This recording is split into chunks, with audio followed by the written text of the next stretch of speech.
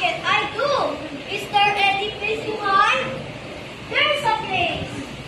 Jack hid in the cupboard and once asked the giant if punching for his meal. Then he told for his hand. Lay me a golden egg. Jack was in amazement as the egg laid a perfect golden egg. It's amazing. I wish I had that then. Then Mom and I would be rich. See?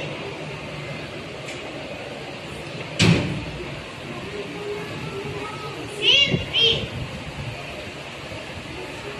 In the castle and at home.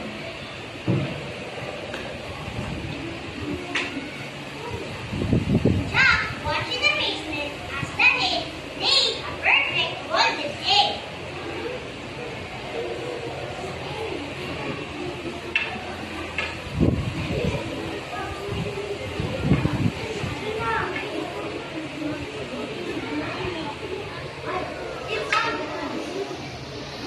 It's amazing.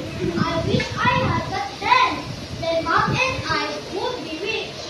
As soon as the giant was free, he fell fast asleep. Now he is asleep. I will take the head and climb back down the beanstalk. Jack quickly picked up the giant's head, but the head began to squawk and flap its wings. Be quiet. The giant might go up. The giant woke up. Be my food.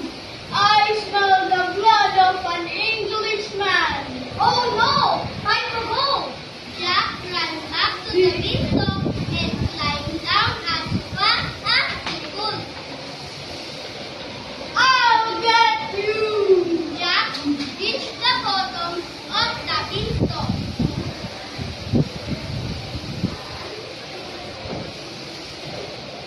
Jack, where have you been? What do you have ahead? Mom, hurry. Give me an axe. Here you go. What are you going to do with an axe?